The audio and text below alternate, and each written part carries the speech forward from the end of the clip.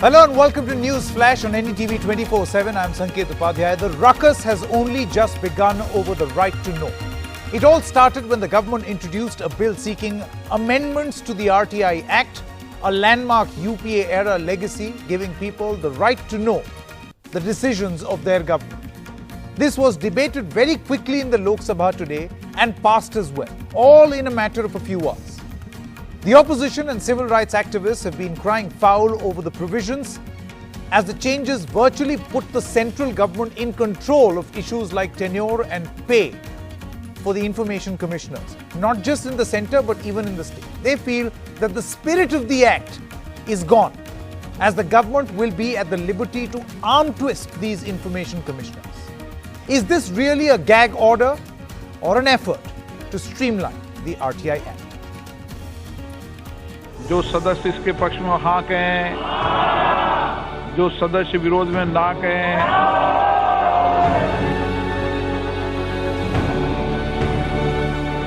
मत विभाजन का निर्णय हाँ 218 ना 79। जो मूल भाव है राइट टू इंफॉर्मेशन एक्ट का, उसके साथ कोई हस्तक्षेप नहीं है। और ये जो यदि कोई किसी तरह की ये धारणा है या इस तरह का गलतफहमी है कि राइट टू इंफॉर्मेशन एक्ट को कमजोर किया जा रहा है या उसकी स्वायत्तता पर कोई प्रतिकूल असर पड़ रहा है, तो ये निराधार है। This is fallacious logic, Mr. Speaker. You and I can challenge the decisions of the President of India and the Prime Minister of India in the High Courts today. Does that reduce those dignitaries below the level of High Court judges? Yes. I'm sorry to say that this seemingly innocuous intent simply does not wash.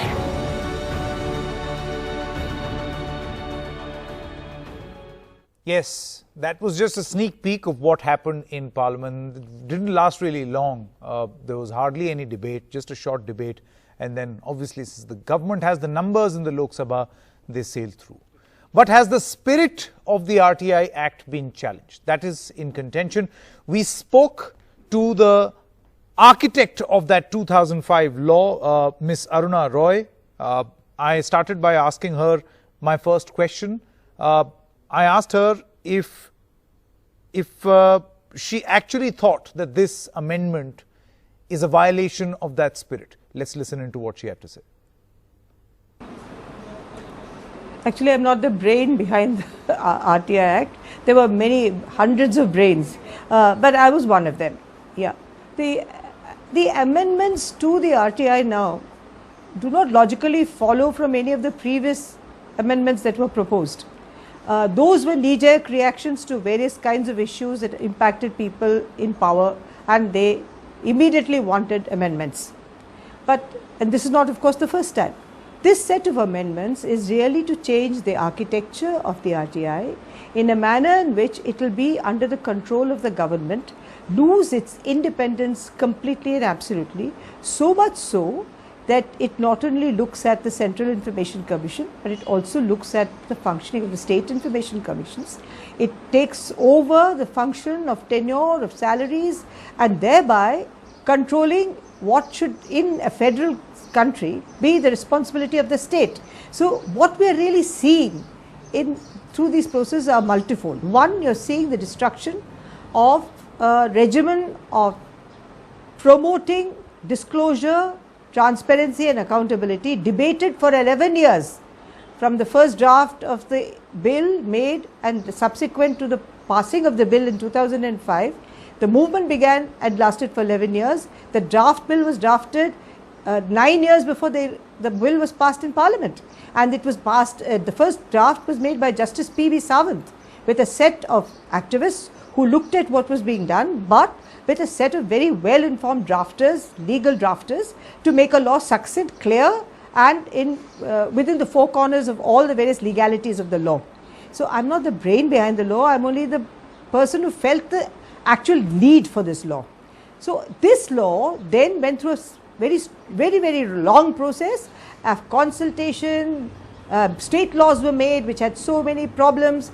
Then it gave us, actually showed us that how the law and implementation can create issues. So these issues were addressed by subsequent laws. So when the Right to Information law was made in Parliament, it had a body of information behind it in terms of experience on the field. It also had various examples and nuanced differences between the various state laws, and it had a process in which it did formal consultation. The law which was sent by the National Advisory Council to the government then was vetted by the Ministry of Law. It went to the cabinet had something further to say, went into Parliament set up a standing committee, and in the standing committee 154 amendments were made finally before the 2005 Act was passed. Now this gentleman, this person, the minister, has said that it was done hastily and clumsily. Both words don't suit. So what we today see is a dismantling of the independence of the Commission, without which it will be quite useless, because it's an overseeing institution, it's a monitoring institution, and it should have the power to be independent, to really pass strictures on the highest in the land. Ms. Aruna Roy, the government says that the information commissioners, following the common tenure and salary policies, which is basically the proposal in this new amendment, will make the system more efficient, something that the 2005 Act overlooked. How would you respond to this? I don't think I agree with them at all. I think there is inefficiency, but it's because of other reasons. The inefficiency will always be there, and to some greater or lesser degree in any institution. But it has got nothing to do with the structure that they're changing. It has got something to do with the fact that they are not appointing enough information commissioners. They are not, in fact, this delay in omission was mentioned by them in 2014 as a ruse to destroy the RTI. They said we'll not be offensive, but we'll indulge in omission, meaning thereby that information commissioners will not be appointed, enough information commissioners will not be mandated. Then there are so many other ways in which you can reduce the budget, for instance. In the recent budget, it's been halved. So these are all ways in which you do it. The DOPT has not done anything for training people in the Right to Information law. The public information officers have not been trained. So that's the way you destroy it. But in this case, you're destroying the architecture, and you are actually changing and amending the law, sections 13 and 16, and you're infringing on the concept of federalism, which is inherent in our constitution. So you are really doing many things. You are destroying the structure of the transparency and accountability regime. You are also hurting and destroying the concept of federalism, which is integral to our constitution, and you're also making short change of the fact that this was a law which was consulted with thousands and thousands and thousands of Indians who had something to say about it, and the best thoughts were put together to frame a law. Today you're passing it in haste, you're passing it as if you have something to hide. Why should it be passed so quickly, and what is the urgency for passing this law? Ms. Aruna Roy, many thanks for your opening comments, your views. Let's quickly put this to a short debate. Anjali Bharadwaj, the co-convener of NCPRI, is with us. So is Mr. Nikhil Dey, he's a social activist. Thank you very much. On the other side of the divide, so to say, is Mr. Deshratan Nigam, is a political analyst, as well as Pragya Bhushan, an advocate and a political analyst. There's no divide, let me Okay, sure. We will soon know, right? There will be a difference of opinion. Mr. Nikhil Dey, let's begin with you. Why do you think that this is a violation of the spirit of the 2005 law? So firstly, the 2005 law was a consensus legislation. What we are seeing today is debate, division. However short the debate may be, it's a question of numbers are being pushed through. All parties across the board supported the right to information when it came through. After it came through, people in power at various times have had problems with this. This particular amendment differs from others because it hits at the core, at the backbone of the RTI law. The RTI requires extracting information from very powerful offices. It therefore requires both independence and authority, both of which are being reduced by this particular. Why do you think the independence is being challenged?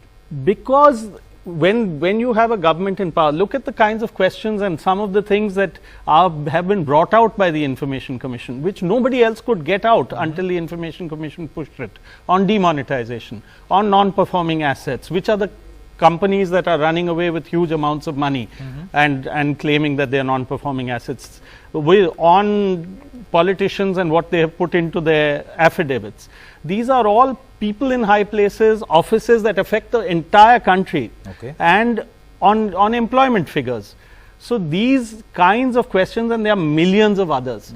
It is clear, because there was nothing wrong with what was going on. This whole debate of just asserting that there isn't efficiency, those are things that have actually benefited everyone. And why did you need to make any kind of change? Pragya Bhushan, so the allegation is that if there was nothing broken, right, if there was no problem, why do you bring about this amendment? Then obviously it will fuel speculation that you want to control these information officers. Right, Sanket, I am not absolutely 100% in favor of the amendments, but somehow the reasons given by the Government of India are absolutely correct. Like Information Commission has been formed as a statutory body. It is formed under the Act, Right to Information Act 2005, whereas Election Commission has been formed as a constitutional body under Article 324. So there is difference of mandate, and that has to be balanced. You're saying this because there's an argument that the information commissioners were at par with the Election Commission, but the amendments made should have been closed-ended. It should not have been open-ended, like it's prescribed as per the central government, or if the tenure is there, it has to be. The central government is vesting more powers? It should not be there. It should not be there. The tenure should have been specifically mentioned. If they don't agree with 5 years term, then they should mention the term. If they don't agree with their to be at par with the Election Commission or to be at par with Supreme Court judges, I'm going to come back they to you. Should have mentioned it. I'll come to you. Your voice is important, but I need to get in Anjali's view also. Anjali, do you think there lies the reason why this bill should have actually gone to a select committee and not just passed in the Lok Sabha and then subsequently in the Rajya Sabha as well? It will eventually come up there. Right. Look, this bill, like many others that this government has brought in, especially now, has not gone through any kind of public scrutiny. It was not put out in the public domain. People had no idea of the contents of the bill as it was being brought in now. After the cabinet cleared it, we should have been able to see it. As citizens, we have a right to be able. It's just an amendment, it's not the bill. Well, but it is a change to an existing law which guarantees a fundamental right. It's giving a process for us to be able to access our fundamental right to information. So it's a very important law which will have very far-reaching impact on our ability to access information. There was no public consultation on this bill at all. So yes, we had hoped today that if nothing else, this bill is at least referred to the standing committee, and we are very, very deeply disappointed that it didn't happen. Let me just add to what Nikhil had said. See, under the law, anyone can ask for information and is entitled to get that information unless that information is found to be exempt. There is no way that the government can control today anyone who's seeking information, because it's a very decentralized process.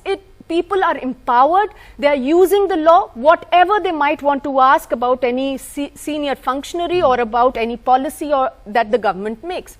The only way that the government can deny information is by saying we will not provide you this information, but then citizens under the law have the right to be able to go in an appeal or a complaint to the commission, and the commission is very empowered. They have the power to penalize officials and direct the government to give information. So what the government is trying to do now effectively to stop the flow of information is to control the commissions by saying that we will keep in our control the ability to set your tenure and your salaries and terms of service. This is a way of converting them into a caged parrot and saying that this for vendetta. No, and basically to say that any information that's inconvenient to the central government should not be put out by the commission. So they are just trying to control the commission to make sure that information that's inconvenient to them does not go out. Deshatan Nigam, the fear is that, see, the other provisions remain the same, right? But by exercising control over an information commissioner's tenure and salary, you have effectively taken away his independence. You want him to fear. There is a fear that the information commissioners will be converted into caged parrots. that if they do not give opinion or information which supports or is in league with what the government wants to be released, then in that case they may stand a chance of being shunted out, or something around their salaries may also happen. This is a fear which is being addressed. How would you respond? Let me, remove that fear from the minds. Let us be very clear, there are other commissions as well. SC/ST commission is one. I'll give you just one example where the service conditions and the tenure is decided by the President of India, meaning the government. And there is no fear there. They work. What was the problem here? Let me tell you. One, the reason already given by my co-panelist here about the difference between this thing. And secondly, always there you don't want any post to become absolute or law unto itself. There is a theory of checks and balances. That so also this was exactly a check. No, this was not a check. The government must. The RTI Act was supposed to be a check. See, let me tell you again. Let me go to RTI Act now.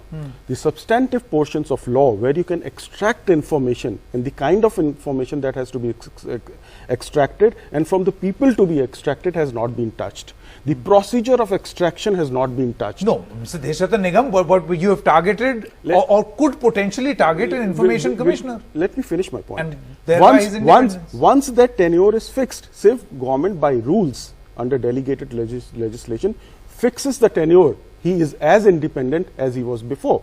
Once the salary is fixed, he is as independent as he was before. They will not be interfering on a day-to-day basis. So you're saying that the tenure is going to be fixed, just that the central government will be fixing. Yes, and secondly, let me tell you. So you're saying this transfer posting will not happen? So no, does not, because how do you know? It has to be governed by the laid down rules. And let me tell you, this is who deliberates on what that rule should be? That's why there should be public consultation. Let us know. Yes, it will be. Now it is only an introduction of the bill. No, it has been passed in the Lok Sabha. By Today. Lok Sabha. Yes. Today. So fine. So Parliament in its wisdom thinks it is all right. Fine. It has applied its mind to it, and there it is there. That's what is in debate. And let me tell you. No. Obviously, because you have to trust the wisdom of your Parliament. And now secondly, when the rules are framed under delegated legislation, as a lawyer, let me tell you, they are placed before Parliament for 14 days. Okay. And anybody who has any objection can raise those objections. Nikhil Day as well as Anjali, very quickly. Yeah. Would you agree? He's saying that once those rules are placed, which the central government decides that this is what the tenure is going to be, then it will assure or give guarantee to these information commissioners that this is fixed. So rules are completely within the power of the government. They can change them. They only have to table them in Parliament. Yeah. They don't have to debate them in Parliament. Subject to objections. Subject to objection. But right now it was written into law.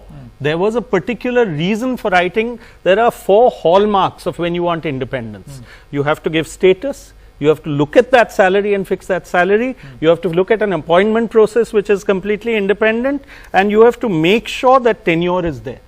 Out of these, they are hitting at tenure because we don't know. Yeah. Those rules can change from day to day, from month to month, from year to year, from situation to situation. Individual to individual. Right. So, okay. so No, just it now does the not way happen like that. It doesn't happen. It's unlikely. It's unlikely. One second. So many commissions working like today you had it in law. You had it where it was clear for everyone. It has not made the earth shatter. It has not made everything fall down. In fact, citizens, and it is the only recourse citizens have. Yes, they have a situation where the law says you can take any information. If it doesn't happen, if the official doesn't give it, you go in appeal. If it still does not happen, you go to the commission. If there's an argument between government officials and people, you go to the commission. You need a strong authority. You cannot run elections without a strong election commission. You cannot extract information in a democracy without a strong information commission. And independent with authority and status. That's true. But see, and it was deliberately put in. Let me come in. Give me 10 seconds to reply. Very quickly. Let me tell you. With the 5-year tenure and everything that is already there, I have handled cases where the commission was refusing to give. I went into a jurisdiction to Delhi High Court and I got those information extracted within the parameters which were already existing at that point of time. So those remedies are still available to the people. So you can't say once an appointment. The remedy that's there. No, those arguments we have already dealt with. Anjali. Look, this government unfortunately doesn't have a glorious track record as far as the right to information is concerned. There have been several cases where the government has tried to actually subvert this legislation. To name a few. We've had a situation in this country where since 2014 the BJP came to power, not a single information commissioner has been appointed in the Central Information Commission without people having to go to courts and the courts having to intervene and say appoint, which clearly shows that there is no political will to share information with people. There were then subsequently rules that were brought in, which were again extremely regressive. Finally, the government in 2018 tried to bring in the same kind of amendment that they have brought in now. Because there was a huge public outcry, they dropped it at that time and have brought it right back, again very surreptitiously. There are a whole host of things which need to be addressed to ensure that there is transparency in governance. If the minister truly wants people to trust and to believe what he is saying, that we want to strengthen the law, there are many things that anyone who looks at what is happening with the implementation of the law will say needs to be done. Okay. We have vacancies in commissions, we have Section 4 disclosures which aren't being made, their electoral transparency needs to be made. Why is this particular thing being brought in at this stage? Okay. Surreptitiously was the word that she used. See, the point is, I think the objection is number one, the provisions, and number two, the secrecy around bringing about this change. The bill is introduced on Friday. Lack of consultation. There is no consultation. Surreptitiously without consultation. No. Two main allegations. One thing is, they were saying that it will turn into vendetta or something. So the rules cannot be made person specific or specific to some information commissioner or CIC. But the rules can change. The rules can change. You can bring about. But that will be universal. So That can will the be universal. amendments. So can the amendments can happen Amendments also. can also happen, and even the rules, whatever why they will be the made, they will be specific and universal to all the information commissioners and all the central. But what was the need? So The question is, what is the need? need is theory of Basically, checks and balances. No, theory and the checks and mandate balances has to be already are. rationalized. Commission The decided mandate why. has to be rationalized. Secondly, the Supreme Court, these like information commissioners cannot be made on equal footing with Supreme Court judges once their judgments are being challenged in High Court or Supreme Court. Nikhil Dey, last 30 seconds. I want to know from you. See, a lot is being said by Mr. Deshratan Nigam that there has to be a check and balance over the information commissioners also. One person, one organization. Even has to, Supreme Court works within the parameters of law and theory of checks and balances. I want to know from you, under the present system, what was that check and balance? That check and balance is if the Information Commission passes a judgment, and there are millions in which they've gone to the High Court, immediately that's still there. That was always there, it's still there. So there is nothing that the Information Commission has done in 14 years that has led to a disaster. If there was any decision that the government felt was very disastrous, they could go to the High Court and the Supreme Court. That is still open, is always open. The Information Commission with its powers, as Mr. Nigam said, often they did not get enough from them. And you had to go elsewhere. So it was never that they overstepped themselves, that they need a check and balance. They need to be the check and balance on government and stand on the side of citizens. And that's what the law wrote in. Yes, they will be servile. Okay, now and there is the allegation is that there will be, this will be an exercise in servility. There have been, wrong exercise of jurisdiction by information commissioners, and there are strictures passed by the high courts against them. So those are the feedbacks that the government also has. It is not that they are doing it in vacuum. Secondly, but by controlling their tenure and salary, are you trying to fix that? Nobody is controlling. They will fix a tenure. They will fix a tenure. That Very even the quickly. Supreme Anjali, Court last needs to work under a system of checks and balances. It works. Are we to It understand works. that now the central government will works. fix their salaries? It I'm already sorry, works. This is not how things work. That's a constitutional the body. Checks and That's a balances statutory are body. there in the law. Okay, through salary and tenure, they are saying a check and balance will be created. That's the problem. Okay. Anjali, Nikhil, Deshratan Nigam as well as Pragya, thank you very much. A short duration discussion, just like what we had in Parliament today regarding this issue. Thank you so much.